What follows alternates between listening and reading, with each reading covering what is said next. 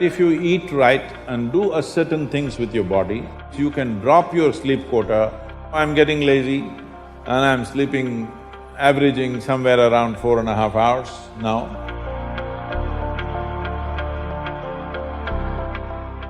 What type of food we should eat so that our life reaches its full potential for a college or a school-going student? So what kind of food? We must understand this. Food is not a religion, food is not a culture, food is just the fuel for this machine. Yes? There may be cultural aspects to the tastes, there may be even religious tinge to the food over a period of time, but essentially food is fuel for this body. So with what kind of food will it function with minimum struggle within itself and maximum impact? So suppose you buy a petrol car and pump diesel into it, it may still roll around but not at its optimum. Similarly, various foods you can eat and still somehow it functions. But those communities which have eaten with care, you can clearly see a distinct difference in the way they function, the levels of intelligence and whatever. So in India, we prescribed food for different people in different way. If you're doing menial jobs, you eat one way because you need physical muscle. If you're doing other kinds of trading and other kinds of activities, you eat another way. If you're a fighting class, you eat differently. And now if you're into education, spiritual process and subtler aspects of life, then you eat differently. If you're in education, one of the greatest challenges is to stay focused on something. The goddamn textbook, I'm sorry. The wonderful textbook that is written for an average intelligence. It's a common prescription. It's not written for the brilliant student. It is written in a way that it's a common prescription, everybody gets it.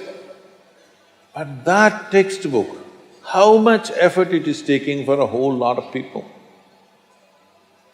How they have to read it 10 times to get it? But you lie down in your bed and read a love story, you remember every word, huh? Yes or no? How come? So you don't lack memory, you don't lack focus. It is just that textbook and you, chemistry is not working. So, what you need is a higher level of focus, a higher level of involvement. And another great enemy for a student is, because this textbook is such a tranquilizer, the moment you open it,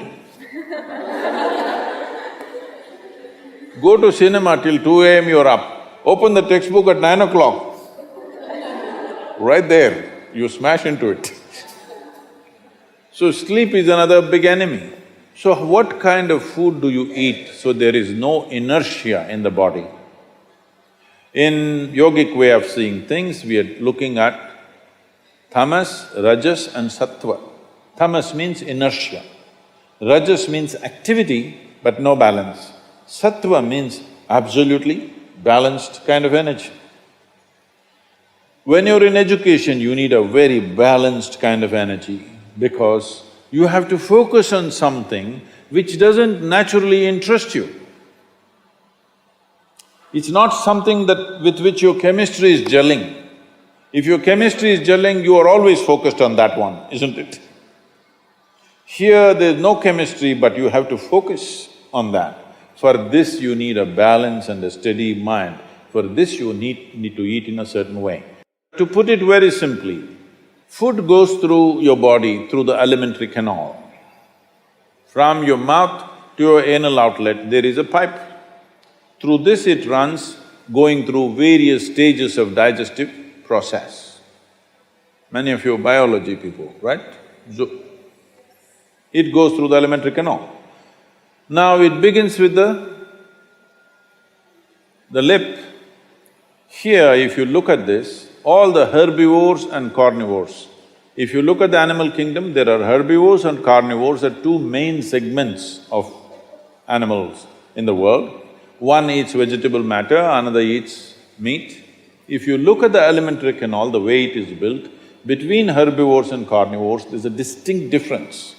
Everything in the human being suggests that you are naturally a herbivore, but for the sake of survival, we became carnivores. If you look at the jaw movement, all the carnivorous animals have only cutting action. Herbivores have cutting and grinding action. There are molars, but carnivores don't have widespread molars, they have just incisors, canines, and everything looks like cutting teeth. So they do only this. All the herbivores do grinding. What do you have? Both. So you are supposed to chew your food. Why you are supposed to chew your food is you have enzymes in your saliva where if you take a little bit of raw rice and put it in your mouth just for a minute, you will see it turn sweet right here, because right here carbohydrate is being converted into sugar, right here. So if you eat properly, then we say about 30 to 50% of your digestion should happen in your mouth. So this part of the digestive system is expecting half digested food or partially digested food. But right now the way we're eating is mostly we're putting not only undigested food, but partially destroyed food. So the amount of food that you need to get the same amount of energy has increased. You're eating much more food than what you should eat to generate that much of energy. Because of that, there is inertia in the body, because it has to process so much more food than what it should, there is inertia. Once there is inertia, your sleep quota increases. How many hours do you sleep on? Hello? 8 hours. You're going by the prescription, huh?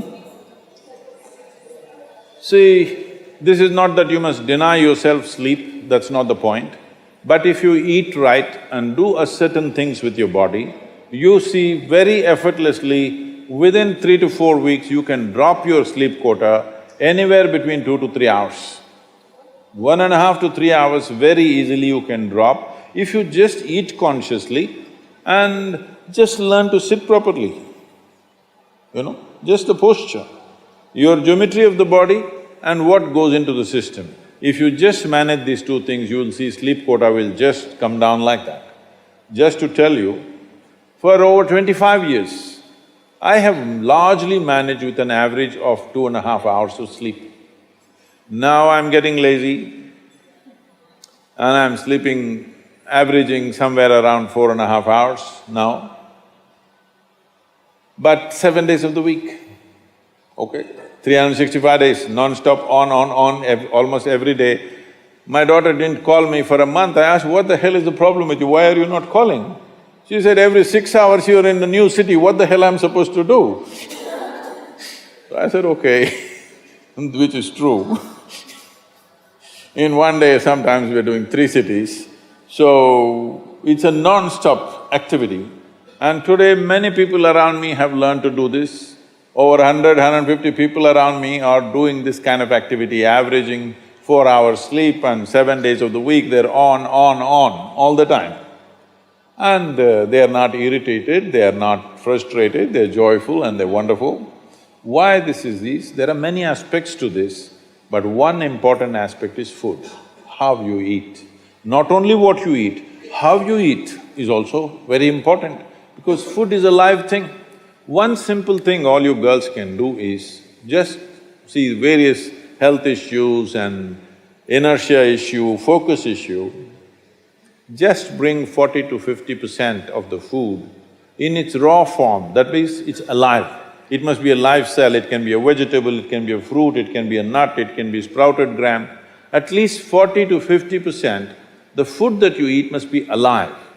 You eat dead food and you want to live, this is a little difficult thing to do, because you have to raise the dead now. But if you eat live food, one thing you will see is the state of your mind, your focus and your sleep quotas, and above all, staying awake is not good enough, you have to stay alert, isn't it?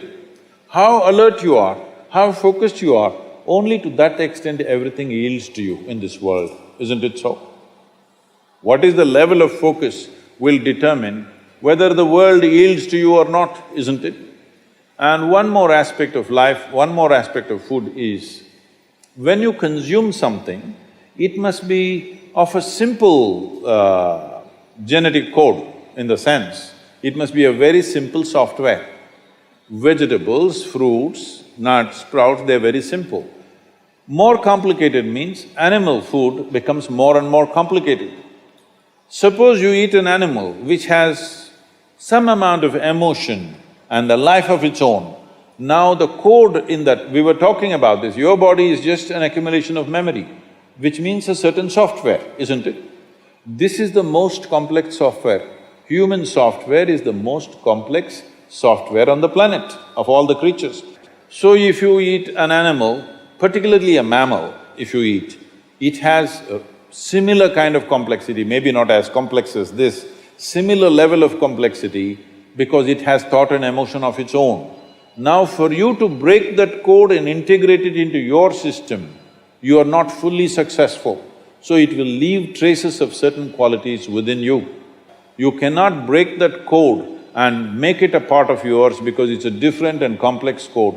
If you eat a leaf, a vegetable, a fruit, a nut or a sprout, this is much simpler. If you must eat non-vegetarian food, you must eat that which is furthest away from you. So generally, fish and water life is furthest away from you. So if you must eat non-vegetarian food, the best thing to eat is you're on the coast. Fish is the best thing to eat.